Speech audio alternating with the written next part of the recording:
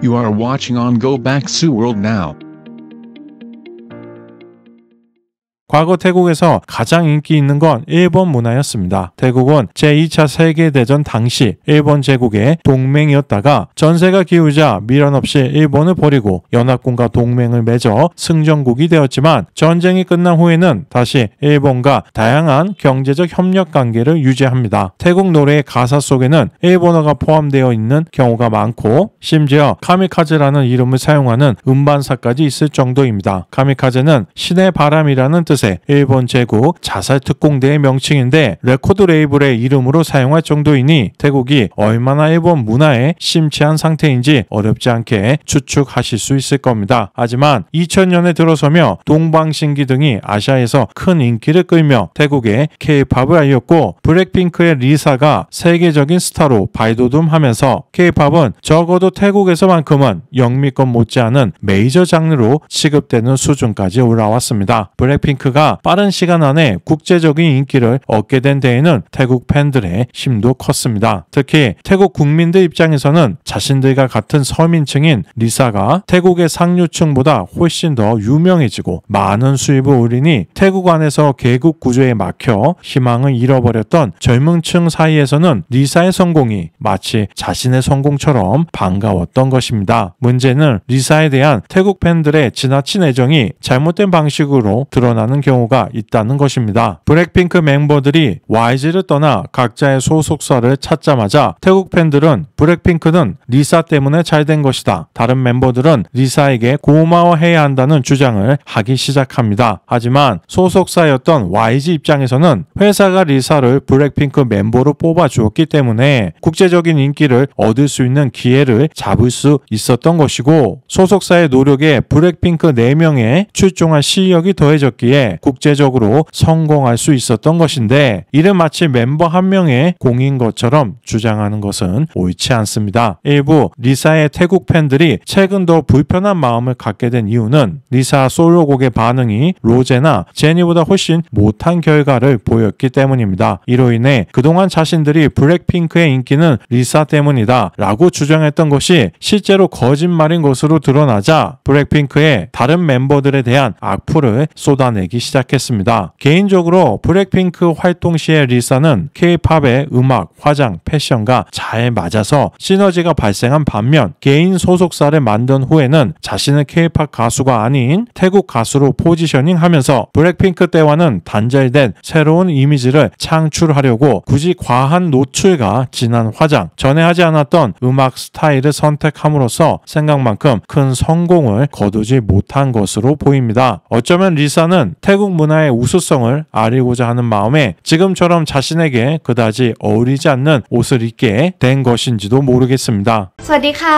ลิซ่าค่ะปีนี้พิเศษมากๆที่ลิซ่ามีโอกาสฉลองเขาดาวน์ที่ประเทศไทยในงาน Amazing Thailand Countdown 2025 ดีใจและตื่นเต้นมากๆค่ะที่ได้ฉลองปีใหม่ริมแม่น้ำเจ้าพระยาแถมยังเป็นที่ที่จุดพลุได้สวยและพิเศษมากๆสมเป็น Global Countdown Destination ที่คนทั่วโลกต้องมาค่ะ 물론 태국 팬들이 리사가 다른 블랙핑크 멤버들보다 더 많은 인기를 얻기를 바라는 마음은 당연한 것입니다. 태국 같은 계급 사회에서 대다수의 국민들은 서민층에 속하는 리사의 성공을 통해 큰 대리 만족을 느낄 수 있을 테니까요. 하지만 내가 좋아하는 누군가를 더 돋보이게 만들기 위해 다른 누군가를 깎아내리는 건 의미 없는 행동입니다. 인간은 본능적으로 자부심을 느끼기를 원하는 특성을 가지고 있습니다. 자부심은 자아 존중감을 높여주고 심리적으로 안정감을 주기 때문입니다. 따라서 많은 국가들에서 국민들에게 자부심을 느끼게 하는 방법으로 대중의 지지를 이끌어냅니다. 중국도 중화민족의 위대한 꿈을 뜻하는 중국몽이라는 캐치프레이즈를 통해 지도층의 권력을 강화했습니다. 먼저 비전을 제시하고 그 목표를 이루기 위해 나를 중심으로 함께 노력하자고 독려하는 것이죠. 이는 태국 국왕 역시 마찬가지입니다. 독립국으로 살아온 긴 역사, 독자적인 언어와 문화, 태국이가 관광국가로서의 국제적인 위상을 강조하면 국민들은 그런 부분들에 대해서 자부심을 느끼게 되고 동시에 그 중심에는 국왕이 있음을 자연스럽게 받아들입니다. 당연히 왕의 존재에 대한 반감 역시 줄어들 것입니다. 문제는 본인이 믿어왔던 자부심과 현실 사이에서 괴리감을 느낄 때입니다. 알고 보니 우리 문화는 내 생각만큼 훌륭한 게 아니었다. 외국인들이 우리의 문화를 그다지 인정해주지 않는다는 생각이 들게 되는 상황을 마주치게 되는 경우를 뜻합니다. 이는 마치 중국인들이 중화 사상을 바탕으로 자신들의 문화가 세계 최고라고 생각하다가 단 한 번도 아시아권을 벗어난 적이 없음을 인정하게 될 때 느끼는 씁쓸함과 묘하게 닮아있습니다. 실제로 언론 조사에 따르면 2024년 기준 태국의 문화적 영향력은 21위에 불과합니다. 반면 한국은 같은 조사에서 7위를 차지했습니다. 물론 한국보다 순위가 낮다고 태국의 역사와 문화가 한국보다 못하다는 뜻이 아닙니다. 하지만 아무리 뛰어난 전통 문화가 많이 있다고 해도 그것을 현대화된 세련된 방식으로 전달하지 못한다면 결코 문화적 영향력이 강할 수 없는 것입니다. 이는 중국의 순위 역시 14위에 그친 이유이기도 합니다. 태국인들이 가장 큰 자부심을 느끼고 있는 역사적 사건 중에 하나는 19세기에서 20세기 초 전 세계적으로 서구 열강들의 침략이 극에 달했을 때도 식민지가 되지 않았다는 것입니다. 하지만 당시 시암 왕국의 식민지화를 막은 방법은 논란이 될 만합니다. 라마 5세는 태국의 역사를 통틀어 근대화 등의 뛰어난 업적을 이루었다고 평가받는 왕입니다. 그의 집권기 당시 서쪽에서는 인도를 식민지로 만든 영국이 진격해 오고 있었고 동쪽에서는 베트남을 식민지화하고 있던 프랑스가 몰려오고 있었습니다. 만약 영국과 프랑스 사이에 전쟁이라도 벌어지면 태국은 승자의 전리품으로 넘어갈 것이 자명했습니다. 그래서 라마 5세가 선택한 방법은 엄청난 규모의 영토를 넘겨주는 것이었습니다. 당시 인도를 점령한 영국보다 식민지가 적었던 프랑스의 영토 욕심이 더 클 수밖에 없었기에 결과적으로 프랑스에게 넘겨준 부분이 영국에게 준 것보다 훨씬 더 많았습니다. 라마 5세가 할애한 영토는 현재의 라오스와 캄보디아가 되었습니다. 태국은 이러한 방법으로 자신들의 국왕이 다스리는 체제를 보존할 수 있었던 것입니다. 이러한 협약은 영불 선언으로 공식화되었습니다. 영국과 프랑스가 시암을 차지하기 위해 전쟁을 벌이는 게 부담스러워 두 나라의 완충지대로 남겨놓는 것으로 합의한다는 내용입니다. 이 협정을 통해 시암은 실질적인 독립을 유지할 수 있었지만 영국과 프랑스의 영향력 아래 놓여 외교, 경제적으로 상당한 양보를 해야만 했습니다. 하지만 이것도 태국으로서는 운이 좋은 겁니다. 만약 태국 근처에 영국, 프랑스 중 한 국가만 있었다면 태국은 바로 그 나라의 식민지로 전락했을 것입니다. 물론 역사에 2%라는 것은 없기는 하지만 만약 당시 태국이 영토를 분할해주지 않고 영국이나 프랑스의 식민지가 되었다고 가정해 보겠습니다. 높은 확률로 태국 왕은 폐위되거나 모든 권력을 잃고 이름뿐인 왕, 허수아비 같은 존재가 되었을 것이며 태국은 약 50년 후인 제2차 세계대전이 끝나고 독립하게 될 것입니다. 만약 태국 왕이 존재한다면 대통령제로 전환되면서 폐위될 가능성이 크겠지만 이번 군주제를 선택했다고 해도 나라를 지키지 못한 왕이기에 지금처럼 권위가 높지는 못했을 것입니다. 가장 중요하게 고려해봐야 하는 건 영토입니다. 지금처럼 캄보디아와 라오스가 독립했을 수도 있고 태국의 영토로 다시 귀속되었을 수도 있습니다. 물론 발생하지 않은 역사를 알 수 있는 방법은 없지만 그래도 최소한 지금의 태국보다는 더 큰 영토를 차지할 수 있었을 가능성이 큽니다. 더불어 태국 국민들 입장에서 생각해보면 어차피 태국 왕과 귀족들에게 지배받거나 영국이나 프랑스에게 지배받거나 피지배 신세인 것은 매한가지입니다. 그렇다면 결과론적인 이야기이기는 하지만 최소한 태국 왕이 영원히 사라지거나 혹은 지금보다 권력이 크게 약화될 수 있는 식민지 시대를 보내는 게 더 낫지 않았을까요? 앞으로 얼마나 더 오랫동안 태국 왕가가 존재함으로써 태국의 발전을 저해할지 알 수 없는 상황에서 판단하기 어려운 문제이기는 합니다. 지금도 태국 왕가는 당시 라마 5세가 영국과 프랑스에게 국토를 넘겨주고 태국 왕이 다스리는 독립국으로 남은 것을 대단한 외교적 성과라면서 국민들을 세뇌시키고 있습니다. 많은 국민들 역시 그동안의 교육과 미디어에 선동당해서 그런지 때까지 영토를 내어주고 식민지화되지 않았다는 것을 매우 자랑스럽게 생각하고 있죠. 조선은 일제 식민지가 된 후 사실상 세계 역사 속에서 사라졌던 나라입니다. 만약 고종이 경상남도, 전라남도, 제주도만 일본에게 할양하고 조선의 왕권을 지킬 수 있었다면 우리의 역사는 어떻게 흘렀을까요? 오늘날 한국인들에게 더 좋은 결과가 있었을까요? 전쟁이 끝난 후 저 지역들이 자체 독립국이 될지 아니면 다시 조선으로 합쳐질지는 알 수 없는 일이기는 합니다. 태국처럼 독립국을 유지한 것이 좋아 보이기도 하지만 동시에 단지 왕 하나를 지키기 위해 그렇게 많은 희생을 할 필요가 있었는지에 대해서는 확실한 답을 내리기가 어려울 것 같습니다. 민주주의 사회에서 살아보니 왕이 없다고 해도 같은 역사적 배경을 가지고 있는 국민들의 통합은 얼마든지 가능한 일이라는 것을 직접 체험하며 살아왔기 때문일 것입니다. 태국 국기는 세 가지 색으로 이루어져 있습니다. 중앙의 파란색은 국왕, 흰색은 상자부 불교, 빨간색은 국민들을 뜻합니다. 국기에 나타난 상징 요소들을 보면 태국 사회의 계층적 구조가 명확하게 드러나는 것처럼 느껴지는데 이는 저만의 오해일까요? 1950년대 미국은 동남아시아에서 공산주의의 확산을 막기 위해 태국에 대량의 원조를 아끼지 않았습니다. 중국과 베트남 북부 지역이 공산화되면서 태국은 미국이 주목한 반공주의의 전초기지였기 때문입니다. 비슷한 시기 일본 역시 미국의 지원을 통해 경제를 발전시켰는데 70년의 세월이 흐른 지금 일본과 태국의 경제적 위치를 비교해보면 천지 차이입니다. 똑같이 미국의 원조를 받는 처지에 있던 일본은 이미 수십 년 전부터 제2차 세계대전 당시 동남아 국가들을 침략했던 행위를 보상하고 국제 이미지를 회복하기 위해 주로 아시아에 위치한 개발도상국의 경제 발전과 사회적 안정을 지원한다는 명목으로 공식 개발 원조를 시작했습니다. 이를 통해 동남아에서 친일 정서를 형성하고 일본의 문화적, 기술적 이미지를 긍정적으로 구축하려는 목적이었습니다. 당연히 개도국 인프라 개발에 참여했던 일본의 건설 기업들은 큰 이익을 확보할 수 있었습니다. 중국이 얼마 전까지 석유 운송로와 해외 거점 항구를 확보하기 위해 적극적으로 진행했던 1대1로 프로젝트의 순환맛 버전이라고 생각하시면 되겠습니다. 일본은 초기에는 대부분 유상 원조를 제공했으나 1970년대부터는 무상 원조와 기술 지원을 확대하기 시작했습니다. 이런 오랜 협력을 통해 일본은 태국 등 동남아 국가들에게 있어 자연스럽게 배우고 싶은 대상이 될 수 있었던 것입니다. 문제는 태국의 마음만큼은 일본으로 달려가고 있지만 실제로 놓여진 현실은 중국이 되는 것조차 버거웠다는 것입니다. 태국이 최초로 인당 평균 소득 1,000달러가 넘은 건 1989년이었습니다. 당시 중국은 322달러에 불과했으며 2002년이 되어서야 1,000달러가 넘습니다. 태국이 10년 이상 앞선 상태였던 것입니다. 하지만 그 이후 중국은 고속 성장을 거듭해서 2014년 7,000달러가 넘었지만 태국은 2018년이 되어서야 겨우 도달합니다. 심지어 작년 기준 중국은 이미 12,000달러로 올라선 반면 태국은 아직도 7,000달러 선에 갇혀 있습니다. 도대체 무엇이 태국의 경쟁력을 약화시키고 있는 것일까요? 태국 제조업이 가진 가장 큰 문제는 낮은 기술 수준입니다. 태국에는 일본 자동차, 전자기업, 한국의 가전, 유럽의 화학산업 등의 생산기지가 많지만 기술 이전은 거의 이루어지지 않았습니다. 딱히 떠오르는 태국 브랜드는 A4 용지를 생산하는 AA&와 레드불 음료수밖에 없습니다. 태국 정부가 정책적으로 산업을 육성하여 태국 기업들이 경쟁력을 갖출 수 있도록 지원해야 하는데 지난 100년 동안 발생한 쿠데타만 무려 19번에 달합니다. 효율적인 경제 정책을 입안해서 잘 실행한다고 해도 국제시장에서 살아남을 수 있을지 장담할 수 없는데 태국 정부의 산업 정책들은 장기간 지속되기 어려운 상황인 것입니다. 국가의 자본 역시 산업 발전을 위해 적절하게 분배되어야 하는데 인구의 1%가 전체 부의 50% 이상, 5%가 전체 토지의 80% 정도를 보유하고 있을 정도로 빈부격차가 큽니다. 또한 과거에는 태국으로 몰리던 외국인 투자마저 최근 들어서는 주변의 인도네시아, 베트남, 미얀마, 라오스가 빠른 속도로 발전하면서 분산되고 있습니다. 사실 기업들이 동남아시아 진출을 고려할 때 태국이 첫 번째 고려 대상이 아니게 된 것은 이미 오래전 일입니다. 삼성전자는 중국을 대체할 스마트폰 생산 거점으로 베트남을 선택했으며 현대차, 포스코 등 다른 대기업들도 베트남을 투자처로 택했습니다. 민주주의 국가인 태국이 오히려 베트남 같은 일당 서방 독재 국가보다 정치적으로 불안하고 인건비도 높으며 인프라마저 낙후되었기 때문입니다. 지니 개수는 소득 불평등을 측정하는 대표적인 지표입니다. 이는 소득 분배가 얼마나 공평한지를 보여주는데 0에 가까울수록 소득이 완전히 균등하게 분배된 상태를 의미하며 1에 가까울수록 불균등하게 분배된 상태를 의미합니다. 일반적으로 0에서 0.3은 상대적으로 평등한 소득 분배, 0.4 이상은 높은 소득 불평등을 뜻하는데 한국은 0.324인 반면 태국은 무려 0.433에 달합니다. 중상층은 제품과 서비스의 주요 소비자이기에 중산층의 존재는 경제 성장의 중요한 원동력이 됩니다. 더불어 빈부격차가 벌어지면 사회적 불만과 갈등이 증가하는데 중산층은 이 격차를 완화하여 사회적 안정성을 유지하는 역할을 합니다. 또한 자녀 교육에 대한 관심도 많기에 사회 발전에 필요한 인적 자본의 성장을 촉진하여 국가의 장기적인 경쟁력 향상에도 기여합니다. 하지만 태국처럼 지니 계수가 높은 사회는 그만큼 중산층이 많을 수 없는 환경인 것입니다. 현재 전 세계 주요국 중 출산율 문제를 겪고 있지 않은 국가는 없다고 볼 수 있겠습니다. 하지만 태국의 출산율은 개발도상국답지 않게 2022년 1.32, 2023년 1.16으로 빠른 속도로 감소하고 있습니다. 이는 주변 동남아 국가들하고 비교해도 매우 낮은 편입니다. 더불어 태국은 현재 3D 산업에서 인력을 구하기 어려워 이미 미얀마, 캄보디아, 라오스 등에서 대대적으로 노동력을 수입하고 있는 상황이기도 합니다. 오히려 세계적인 선진국 미국의 출산율은 1.6명, 일본은 1.3명대로 태국보다 높습니다. 반면 한국의 출산율은 0.6에서 0.7 정도로 세계에서 가장 낮은 수준입니다. 이러한 사실은 잘 살게 되면 될수록 출산율이 떨어진다는 주장이 절대적인 것은 아니라는 것을 잘 보여주는 근거입니다. 태국의 출산율 하락이 다른 국가들보다 더 심각한 문제인 이유는 선진국에 올라서기 전 이미 급락하기 시작했기 때문입니다. 한국의 인당 국민소득이 현재 태국처럼 7,000달러 정도였던 건 1992년인데 당시 한국의 출산율은 무려 1.76명이었습니다. 지금 태국의 경제 성장률은 1.9%에 불과한 반면 1992년 한국의 경제 성장률은 무려 6.2%였습니다. 태국은 고령화 문제 역시 심각합니다. 2013년 기준 이미 60세 이상 인구가 전체의 20%를 초과하여 고령화 사회가 되었으며 2017년에는 60세 이상이 전체 인구의 25% 이상이 될 것으로 보입니다. 물론 한국은 올해 전체 인구 중 65세 이상의 노인 비중이 20%를 넘어 초고령화 사회가 될 것으로 예상되기에 더 큰 문제이기는 하지만 태국은 자신의 경제 수준에 비해 너무 빠릅니다. 쉽게 이야기해서 사람이 다 자라기도 전에 많은 성인병들을 겪고 있는 것이나 다름없습니다. 태국 같은 중진국은 연금 제도나 의료 시스템의 효율이 낮아 노인이 증가하면 할수록 사회적 불평등이 가파르게 확대될 가능성이 큽니다. 태국 같은 중간소득 국가가 경제 발전 과정에서 더 이상 성장하지 못하고 정체되거나 하락하는 상황은 중진국 함정이라고 부릅니다. 따라서 중간소득에 들어선 후 고부가가치 산업을 최우선적으로 육성하여 최단 시간 내 고소득 국가로 올라서야 합니다. 한국은 인당 소득 2,000달러에서 7,000달러까지 올라가는 데는 7년이 걸렸습니다. 중국도 7년입니다. 하지만 태국은 무려 24년이 필요했습니다. 7,000달러에서 1만 달러로 성장한 기간을 보면 한국은 3년, 중국은 5년이 걸렸는데 태국은 이미 6년째 7,000달러에서 답보만 하고 있습니다. 당장 올해부터 세계적인 보호무역과 중국의 헐값 수출이 더욱 확대될 것으로 보이는데 급속한 고령화와 노동력 부족 문제까지 겹친 태국이 과연 근본적인 정치 및 사회제도의 개혁 없이 중진국을 벗어날 수 있을지 기추가 주목됩니다.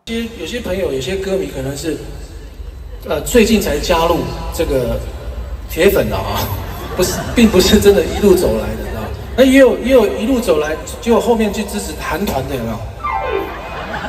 去听 K-pop 的有没有？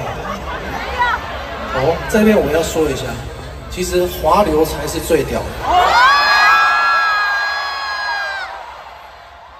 虽然呢，有些韩剧真的拍得不错啊，然后有些韩国的音乐也是真的不错的，但是我还是要说一下，华流才是最屌的，华流才是最屌的。 중화권의 최고 인기 가수 대만의 주거윤이 해외 투어를 갈 수 있는 몇 안 되는 국가가 바로 태국입니다. 약 1,000만 명에 이르는 많은 화교들이 살고 있기도 하고 태국 인구의 약 85%를 차지하는 타이족의 조상 역시 중국 남부에서 건너왔기 때문입니다. 물론 타이족은 이미 1000년 전에 중국을 떠나왔기 때문에 이제 한족의 문화와는 많은 차이점이 있지만 그래도 중화권 가수를 대하는 감정은 다른 외국 가수들보다는 각별한 면이 있습니다. 더불어 센트럴 그룹, CP 그룹 등 태국 경제를 이끄는 대표 기업들이 화교들에 의해서 설립되었습니다. 그만큼 태국은 중국과 문화적, 경제적으로 깊게 얽혀 있는 것입니다. 태국은 대한민국 영토의 약 5배가 넘을 정도로 큰 국토와 7천만 명이 넘는 인구를 가지고 있습니다. 국토와 인구수만 따지면 유럽의 프랑스와 매우 비슷합니다. 또한 매우 소형이기는 하지만 동남아에서 유일하게 스페인에서 건조된 엄연한 항공모함인 짝끄리 나루에벳을 보유하고 있기도 합니다. 위대한 짝끄리 왕조라는 이름을 가진 이 항공모함은 안타깝게도 돈 먹는 하마로 취급되어 1년 중 대부분을 항구에 정박시켜 주로 관광시설로 활용되고 있습니다. 지도층의 능력이 부족하니 아까운 태국 국민들의 혈세만 낭비되고 있는 것이죠. 태국은 아름다운 자연 환경, 수많은 유적지, 독특한 문화를 가지고 있으며 관광객들에게 다양한 야외 활동을 제공하고 있다는 점에서 매우 인기 있는 세계적인 여행지입니다. 2023년 기준 아시아에서 중국에 이은 2위로 무려 2,800만 명의 외국인 관광객이 방문했습니다. 이처럼 관광업은 태국 경제의 핵심 산업 중 하나로 자리 잡고 있는 반면 제조업은 아직까지 큰 두각을 나타내지 못하고 있습니다. 작년 기준으로 제조업의 경제 기여도는 30%에 불과합니다. 태국이 2018년 처음으로 인당 평균 소득 7,000달러를 돌파한 후 아직까지 7,000달러 선에 머물러 있는 이유 중 태국 제조업의 부진은 매우 큰 부분을 차지합니다. 외국 자본에 의존해 단순한 부품 생산 및 조립 등 저부가가치 산업에서 벗어나지 못하고 있기 때문입니다. 이런 상황에서 엎친 데 덮친 격으로 중국의 내수가 급감하자 중국 기업들의 과잉 생산으로 인한 저가 수출이 늘어나면서 태국 산업이 큰 타격을 받고 있습니다. 예를 들면 중국 내 부동산 거품 붕괴로 인해 건설 경기가 부진하여 철강 제품의 수요가 줄어들자 중국 제철 기업들은 원가에도 못 미치는 가격으로 엄청난 물량을 수출하고 있습니다. 이로 인해 전 세계 대부분 철강사들이 실적 악화를 겪고 있으며 세계적인 기술력을 보유하고 있는 포스코마저 45년 넘게 가동해온 포항제철소 1선제 공장까지 폐쇄했을 정도입니다. 태국의 철강 산업의 제조업 지수는 2021년 102.07에서 2023년 82.2로 하락했을 정도로 큰 감소를 보이고 있습니다. 사실 1990년대 후반부터 2010년 사이에 미국과 유럽의 가구, 장난감, 의류 산업은 이미 중국 저가 상품들로 인해 수백만 명이 일자리를 잃는 차이나 쇼크에 빠진 적이 있습니다. 이로 인해 결국 선진국의 노동 집약적 산업들은 대부분 동남아 등으로 이전할 수밖에 없었는데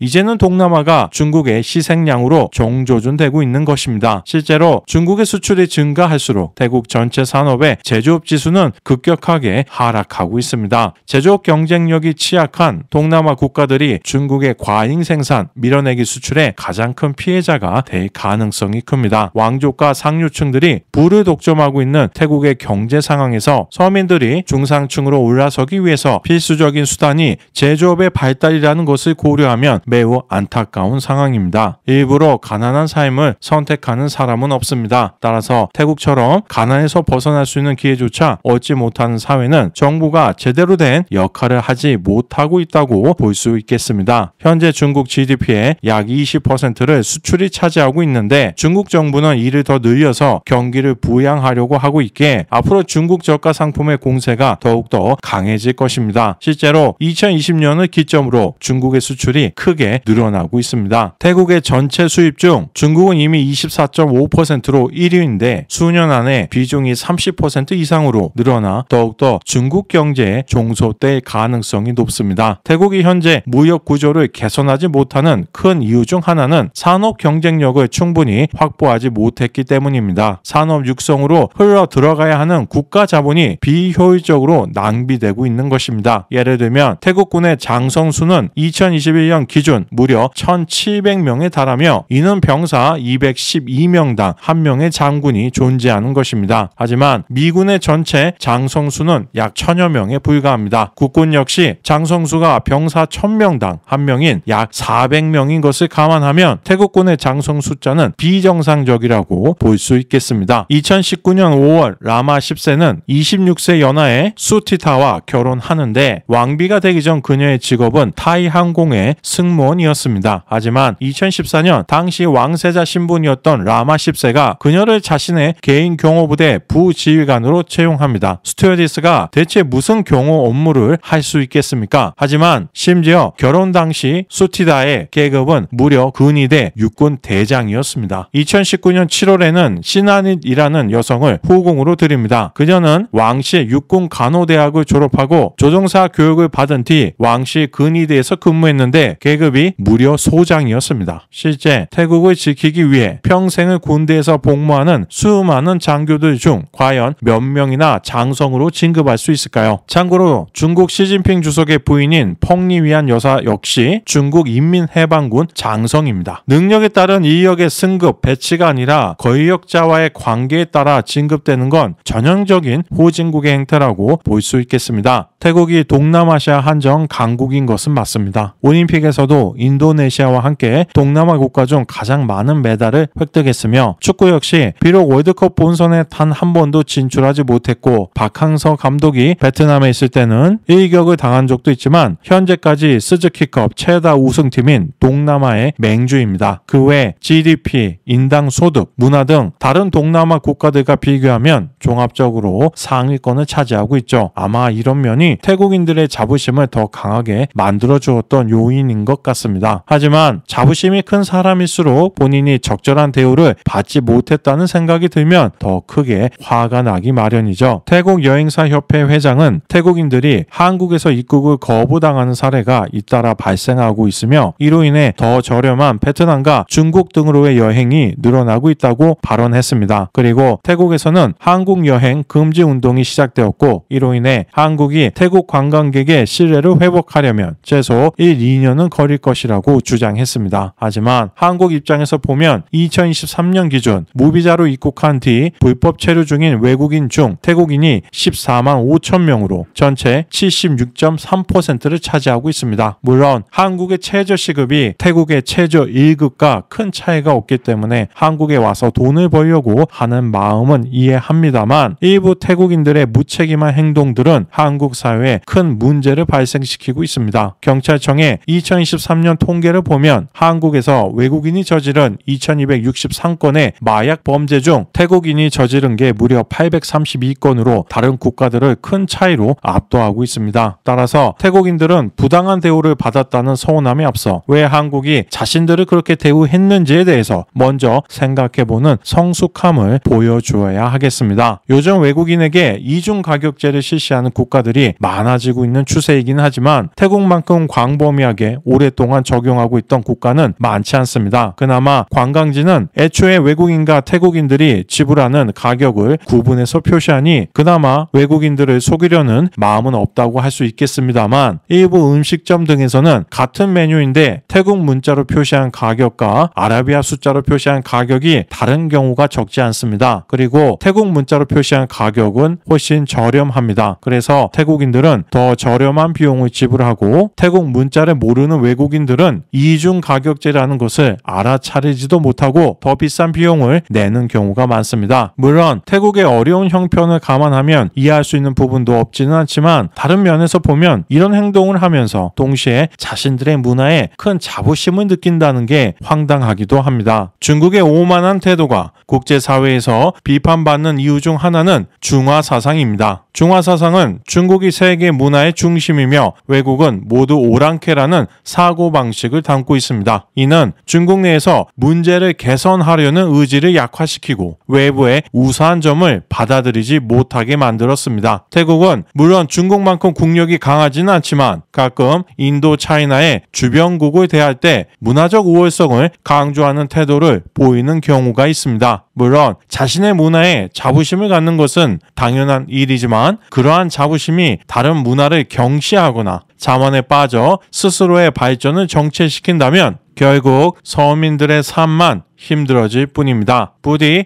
태국이 자신들의 훌륭한 문화적 가치를 지키면서도 외국의 우수한 점을 수용해 중국의 전철을 받지 않기를 바랍니다. 댓글을 통해 소중한 의견을 자유롭게 남겨주시기 바랍니다. 오늘 영상은 여기에서 마치겠습니다. 시청해 주셔서 감사합니다.